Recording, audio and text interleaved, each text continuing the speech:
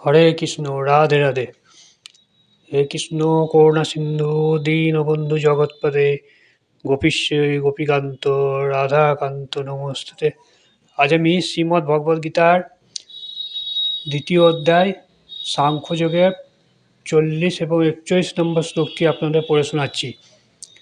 তার আগে বলা প্রয়োজন যে আমি মোটামুটি ধরুন আপনাদের প্রথম অধ্যায় বিষাদ যোগটি কমপ্লিট করেছি। আপনারা এই যদি দেখতে পারেন তাহলে পাশে বেল আইকনটি টিপুন এবং সাবস্ক্রাইবটা যেন অতি অবশ্যই করবেন, তাহলে আপনি পুরোটাই দেখতে পাবেন।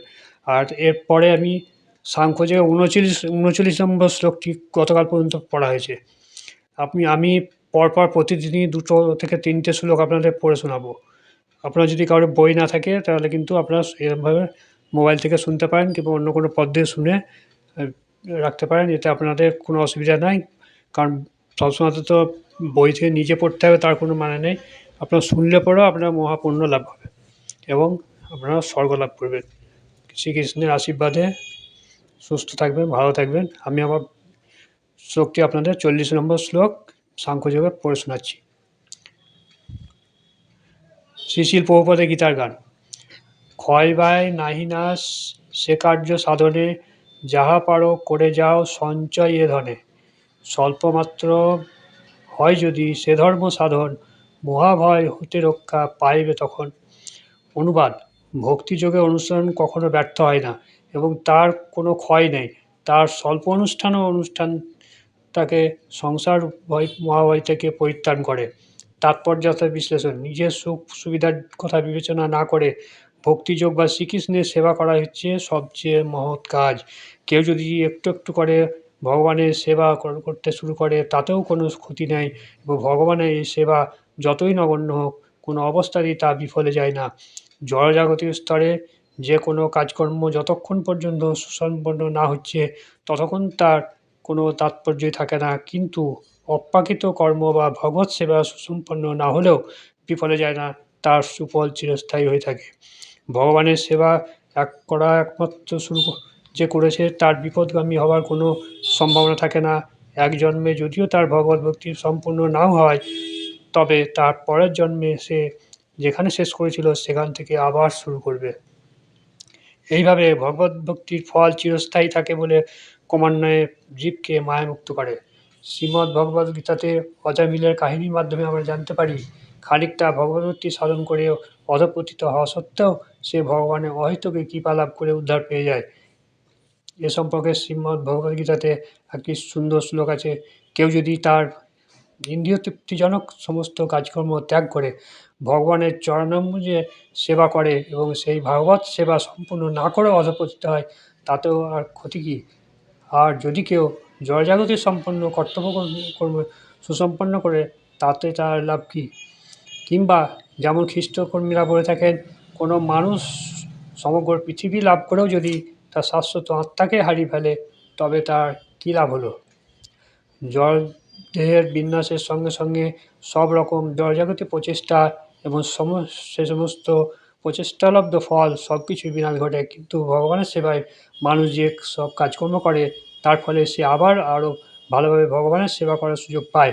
ভগবানের সেবা কার্য সম্পূর্ণ না করে কেউ যদি দেহত্যাগ করে তবে পরজন্মে সে আবার মনুষ্য লাভ করে এবং সৎ ব্রাহ্মণ অথবা প্রতিপত্তিশালী সম্ভ্রান্ত পরিবারে জন্মলাভ করে সে আবার তখন অসম্পূর্ণ ভগবত ভক্তিকে সম্পূর্ণ করে ভগবানের কাছে ফিরে যাবার সুযোগ পায়। শ্রীকৃষ্ণ ভাবনাময় কর্তব্যকর্ম আত্মনিয়োগ করা, এই হলো অতুলনীয় বৈশিষ্ট্য। অর্থাৎ এই শ্লোকে আমরা জানতে পারছি যে ভগবান যদি কেউ সামান্য কিছু যদি সেবা করে থাকে সেও কিন্তু মহাপুণ্য লাভ করবে এবং যদি এই জন্মেও কিছু না পায় তাহলে পরজন্ম যেটুকু বাকি ছিল সেটুকু তা ভালো পরিবারে জন্ম হবে, ব্রাহ্মণ পরিবারে জন্ম হতে পারে। প্রতিপত্তি এবং মানে বড়লোক ঘরে জন্ম হয়ে সে কিন্তু ভগবানের সেবা করে সে পরজন্মতেও তার পুণ্য লাভ করবে। এই 40 নম্বর শ্লোকটাতে সাংখ্যযোগের এইটাতে মূল বক্তব্য। ফলে আপনারা সামান্য কিছু চেষ্টা করেও ভগবানের জন্য একটু সেবা করবেন শ্রীকৃষ্ণের, সেটাই হচ্ছে মূল বক্তব্য। 41 নম্বর শ্লোকটাতে আমি আপনার শ্রী শ্রী প্রভুপাদের গীতার গান। ব্যবসায়ন্তিকা বুদ্ধি যে কুরুনন্দন, একমাত্র হয় তাহা বহু না কখন। অনন্ত অপার সে অব্যবসায়ী হয়, বহু শাখা বিস্তারিত কে করে নির্ণয়? অনুবাদ: যারা এই পথ অবলম্বন করছে তাদের নিশ্চয়ন্তিকা বুদ্ধি একনিষ্ঠ। হে কুরুনন্দন, অস্থির চিত্ত সকাম ব্যক্তিদের বুদ্ধি শাখা বিশিষ্ট বহুমুখী। তাৎপর্যার্থ বিশ্লেষণ: শ্রীকৃষ্ণ ভাবনাময় ভক্ত নিষ্কণ্টক চিত্তে বিশ্বাস করে যে ভক্তি সহকারে ভগবানের সেবা করলে ভগবান তাকে জড়জগতে বন্ধনমুক্ত করে ভগবত ধামে তার নিজের কাছে নিয়ে যাবে। এই বিশ্বাসকে বলা হয় ব্যবসায়ন্তিকা বুদ্ধি। শ্রীচৈতন্য চৈতন্যতে বলা হয়েছে, শ্রদ্ধা শব্দে বিশ্বাস করে সুদৃঢ় নিশ্চয়, কৃষ্ণ ভক্তি করিলে সর্বকর্ম কৃত হয়। বিশ্বাস মানে হলো যে কোনো সুমহান বিষয়ে অবিচল আস্থা। সাধারণ অবস্থায় মানুষের নানা রকম দায়িত্ব থাকে, তার পরিবারের কাছে, সমাজের কাছে, দেশের কাছে কোনো না কোনো কর্তব্য করে থাকে। এইভাবে মনুষ্য সমাজ সকলের কাছ থেকে কোনো না কোনো কর্তব্য দাবি করে থাকে, আর মানুষও তার পূর্বকৃত ভালো মন্দ কর্মের ফল অনুসারে জীবন অতিবাহিত করতে থাকে। কিন্তু যখন মানুষ ভগবৎ সেবায় নিজেকে উৎসাহ করে, তখন আর তাকে সৎকর্ম শুভ ফল লাভের প্রত্যাশী হতে হয় না, অর্থাৎ অসৎকর্ম করেও তার অশুভ ফল ভোগ করার ভয়ে ভীত হতে হয় না। কারণ ভগবৎ সেবা হচ্ছে অপ্রাকৃত কর্ম, তা ভালো মন্দ শুভ অশুভ এইসবের দ্বন্দ্বের অতীত। ভক্তিযোগে সর্বোচ্চ স্তরে উপনীত হলে জড়জগতের সঙ্গে আর কোনো সম্পর্ক থাকে না, একেই বলে বৈরাগ্য। ভগবত ভক্তির বিকাশ হতে থাকলে ভগবানের কৃপার ফলে একসময় এই স্তরে উন্নতি হওয়া যায়। ভক্তিযোগের ভিত্তি জ্ঞান হচ্ছে জ্ঞান। পরম তত্ত্বজ্ঞান উপলব্ধি করার পরই ভক্ত ভগবানের চরণে নিজেকে সমর্পণ করে।